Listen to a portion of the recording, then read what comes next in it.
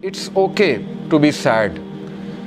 ہر انسان کی زندگی میں کچھ نہ کچھ ایسا ہے کہ اسے غم آئیں گے، اور یہ اللہ نے لائف کی نیچر بھی یہی بتائی کہ الذی خلق الموت والحیات لیبلوکم ایکم احسن عملا، کہ میں دیکھوں گا تم میں سے بہترین عمل والا کون ہے. کہ یس اندھیرا بھی چھا جاتا ہے اور وہ پورا کا پورا چھا جاتا ہے، لیکن کبھی بھی اندھیرا پورا کا پورا نہیں رہتا ہے. صبح ہوتی ہی ہوتی ہے، کبھی بھی سچویشن سیم نہیں رہتی.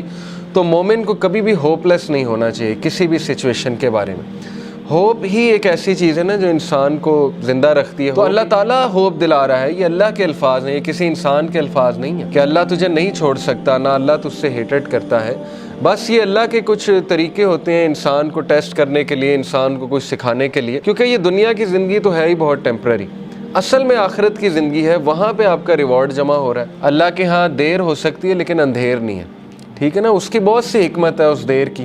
اللہ تعالیٰ پتہ نہیں آپ کو کیا ریمائنڈر دینا چاہ رہا ہے، آپ سے کیا آپ کو ٹھیک کرنا چاہ رہا ہے، آپ کے کون سے سکلز کو باہر لانا چاہ رہا ہے اللہ. کیا وہ ہی نہیں جانے گا جس نے تمہیں تخلیق کیا ہے؟ کیا اس کو ہی نہیں پتا کہ تم کس سچویشن میں ہو، تم کس غم میں ہو؟ اللہ سے ہوپ لگائیں گے نا تو ایمپٹی ہینڈ نہیں آئیں گے. نو تو ہے ہی نہیں نا، ہوپ لیسنس تو ہے ہی نہیں اللہ کے ہاں.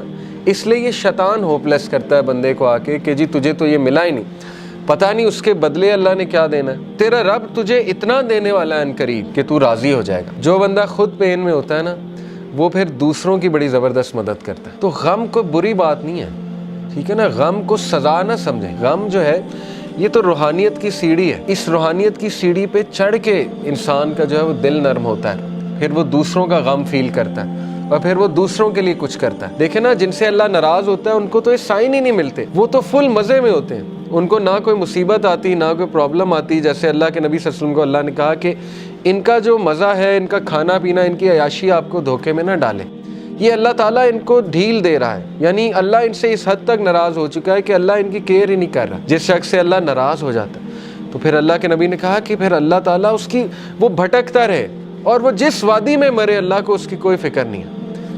یہ ہے اصل میں وہ شخص بدبخت. اور یہ کون ہے؟ وَلَا تَكُونُوا كَالَّذِينَ نَسُوا اللَّهَ فَأَنسَاهُمْ أَنفُسَهُمْ. کیا تو نے دیکھا اس کو جو اللہ کو بھول گیا تو پھر اللہ نے اس کو اس کا آپ بھلا دیا. اولئک هم الفاسقون. یہی تو فاسق ہے. تو اس لیے یہ مت سوچیں کہ اللہ نے آپ کو بھلا دیا. اگر اللہ کسی کو ناپسند کرتا ہے تو اپنے قریب کیوں لائے گا؟ مجھے یہ بتائیں، ٹھیک ہے نا. ایک بندہ کہیں اور جا سکتا ہے، کلاس میں آ گیا ہے، دین کا لیکچر سننے آ گیا، کیا یہ نشانی نہیں ہے کہ اللہ اس سے راضی ہے؟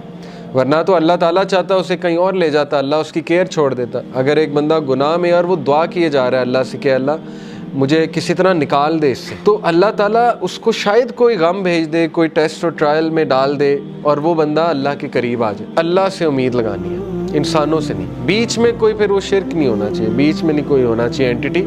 ساری کی ساری امید اللہ تعالیٰ سے ہے. پھر آپ دیکھیں اللہ تعالیٰ جلد آپ کو ایسی چیز دے دے گا کہ آپ کا غم اللہ ہلکا کر دے گا.